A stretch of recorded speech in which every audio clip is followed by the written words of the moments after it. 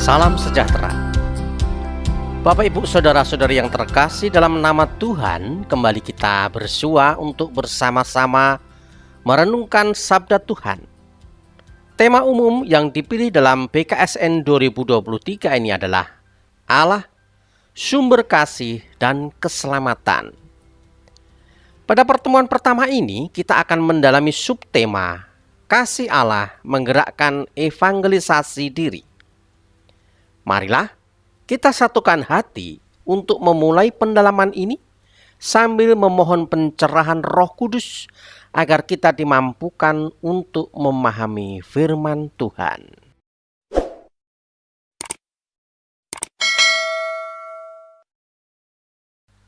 Bapak Ibu Saudara yang terkasih dalam nama Tuhan Yesus. Setelah pandemi COVID-19 berlalu, tentu kita semua menginginkan ketenangan, kesuksesan, kestabilan, dan kepastian. Menjadi pertanyaan bagi kita adalah, apakah dalam situasi tersebut kita mampu untuk berbahagia atas kesuksesan orang lain? Ataukah justru kita tidak suka apabila ada orang lain memperoleh kebahagiaan dalam hidupnya? Untuk menjawab pertanyaan tersebut, marilah kita mendalami kitab Nabi Yunus bab 1 ayat 1 sampai dengan 17. Marilah kita membaca teks tersebut. Datanglah firman Tuhan kepada Yunus bin Amitai demikian.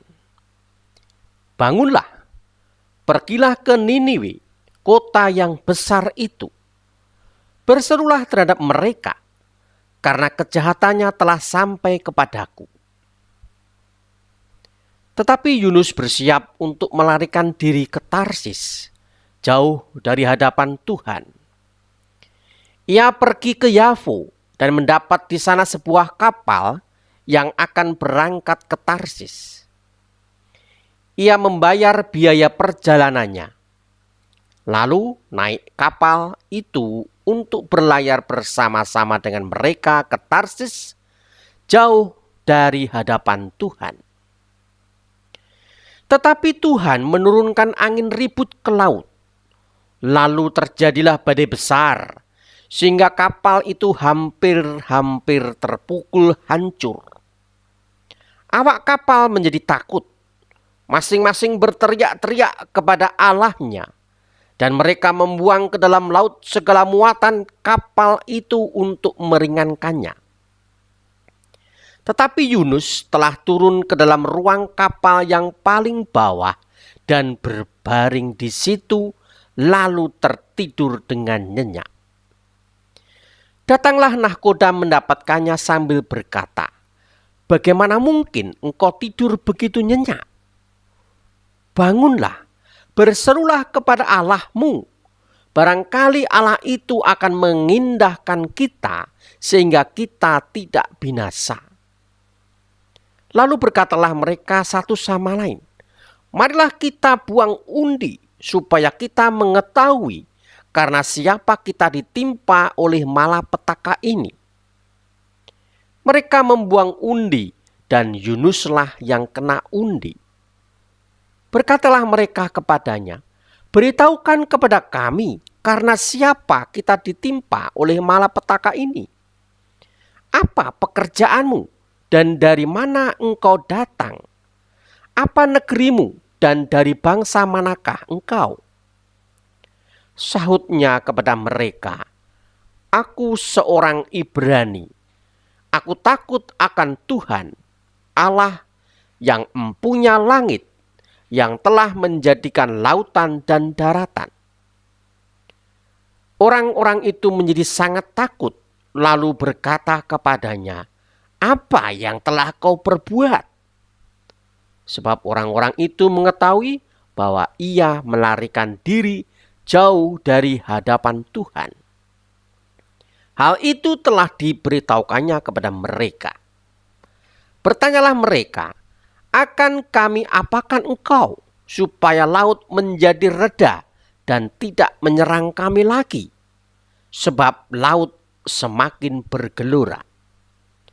Sahutnya kepada mereka, angkatlah aku, campakkanlah aku ke dalam laut, maka laut akan menjadi reda dan tidak menyerang kamu lagi. Sebab aku tahu bahwa karena akulah badai besar ini menyerang kamu. Lalu berdayunglah orang-orang itu dengan sekuat tenaga untuk membawa kapal itu kembali ke darat.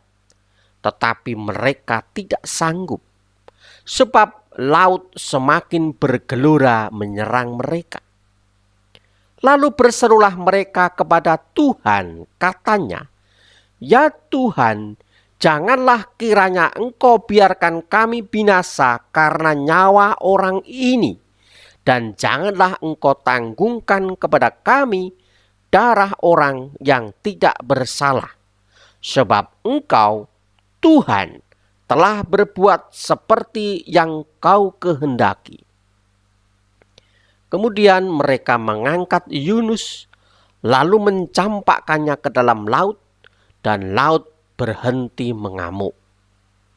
Orang-orang itu menjadi sangat takut kepada Tuhan, lalu mempersembahkan kurban sembelihan bagi Tuhan, serta mengikrarkan nazar.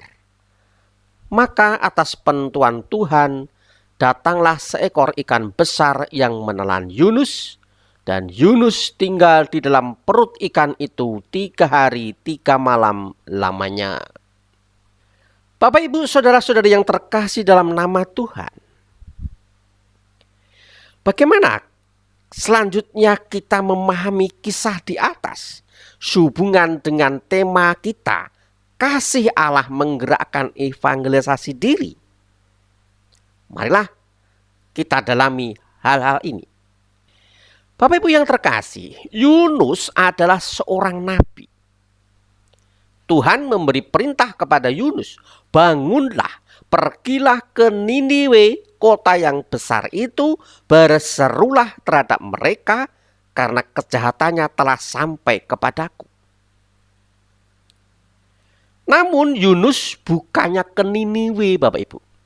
Malah ia pergi ke arah yang berseberangan, yaitu ke Tarsis, dengan naik kapal melalui pelabuhan Yafo. Yunus menjauhkan diri dari Tuhan secara fisik dan mungkin juga secara rohani. Dalam cerita ini tidak disebutkan alasan mengapa Yunus melarikan diri.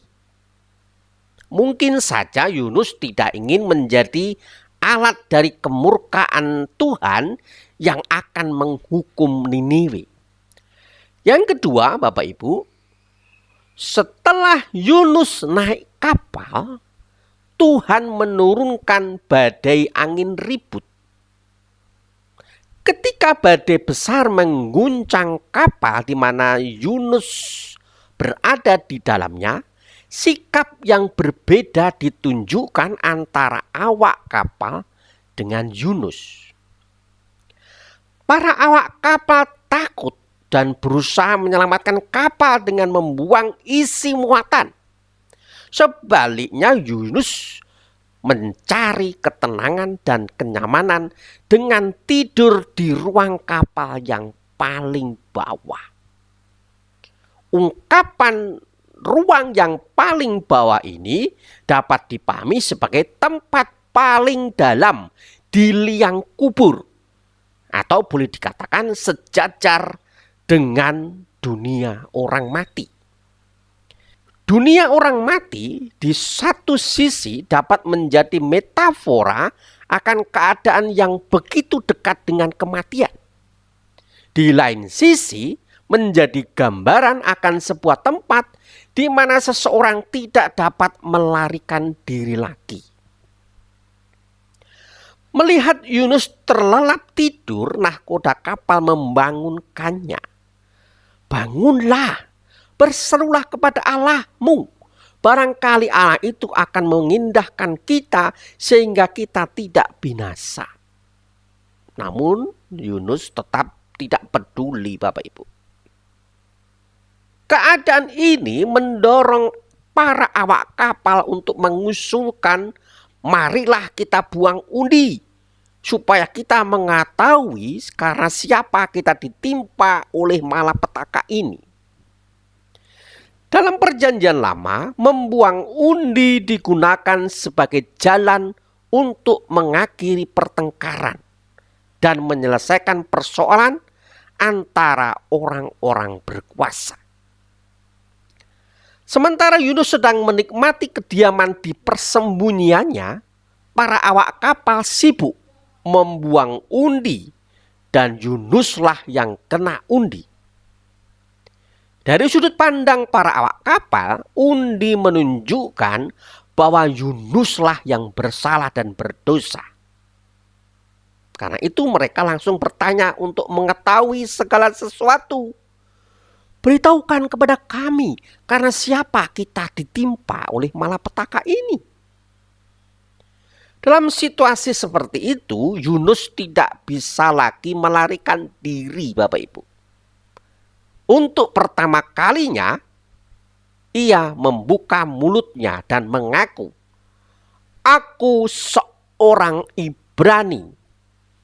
Aku takut akan Tuhan, Allah yang empunya langit dan yang telah menjadikan lautan dan daratan." Ada 3 hal yang mesti diperhatikan dalam pengakuan Yunus tersebut. Yang pertama, ia tidak menyebut diri sebagai seorang Israel, tetapi seorang Ibrani. Hal ini menegaskan bahwa para awak kapal adalah orang asing bagi Yunus. Kedua, pernyataan "aku takut akan Tuhan" menegaskan bahwa Yunus sadar ia di bawah hukuman Tuhan. Bagi Yunus, angin badai jelas merupakan tindakan Tuhan yang diarahkan kepadanya. Ketiga, dengan berkata Allah yang empunya langit, yang telah menjadikan lautan dan daratan, Yunus mengakui Allahnya sebagai pencipta, penguasa dari segala ciptaannya. Perkataan Yunus membuat para awak kapal takut. Mereka kemudian tahu bahwa Yunus melarikan diri dari Tuhan. Inilah penyebab badai. Karena itu, ketika para awak kapal menanyakan apa yang harus mereka lakukan, sang nabi meminta mereka supaya membuangnya ke laut. Permintaan Yunus ini menandakan perubahan dalam kesadarannya. Sekarang ia siap menerima pengadilan Tuhan karena ketidaktaatannya dan ingin membayarnya dengan hidupnya. Namun menjadi pertanyaan, apakah kesiapan Yunus untuk menjadi korban ini karena ingin menyelamatkan hidup para awak kapal atau karena ia ingin mati? Besar kemungkinan Yunus memilih mati daripada masuk dalam rencana Allah untuk mempertobatkan Niniwe. Para awak kapal sebenarnya masih memikirkan keselamatan bersama ketimbang menyingkirkan orang yang dianggap sebagai penyebab badai. Tetapi mereka tidak sanggup lagi bertahan karena kuatnya badai. Kegagalan mereka untuk sampai ke darat mendorong mereka untuk berseru kepada Tuhan Allahnya Yunus. Di sini ditemukan lagi hal yang kontras. Yunus yang sementara seorang nabi menolak berdialog dengan Tuhan, justru orang yang tidak mengenal Tuhan, yaitu para awak kapal itu, menyerukan nama Tuhan dan menyerahkan diri pada kehendak Tuhan.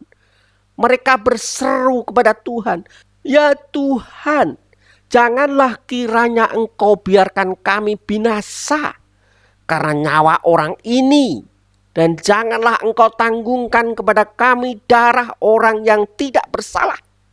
Sebab engkau Tuhan telah berbuat seperti yang kau kehendaki. Yunus kemudian dibuang. Dan setelah itu laut menjadi reda dan para awak kapal menjadi sangat takut kepada Tuhan. Mereka kemudian mempersembahkan kurban sembelihan bagi Tuhan serta mengikrarkan nazar. Di hadapan yang ilahi, rangkaian tindakan para awak kapal sangat menarik untuk diperhatikan. Dari berteriak kepada Allah mereka dan membuang undi, lalu berseru kepada Tuhan, mempersembahkan kurban dan mengikrarkan nazar kepadanya. Namun yang perlu digarisbawahi Bapak Ibu adalah bahwa pengakuan Yunus akan Tuhan membuat para awak kapal mengenal Tuhan dan bertobat justru di saat Yunus sedang menjauhi Tuhan. Bapak Ibu saudara-saudari yang terkasih dalam nama Tuhan, apa kemudian pesan kisah tersebut yang bisa kita terapkan dalam hidup kita? Cerita badai yang mengamuk kapal yang ditumpangi oleh Yunus di atas memberi inspirasi bahwa yang dapat dilakukan oleh orang beriman saat badai krisis kehidupan menerpa dirinya adalah berseru kepada Tuhan, takut akan Tuhan, dan membuang beban-beban dosa untuk meringankan kapal kehidupannya, serta mempercayai keterlibatan dan kuasa Tuhan.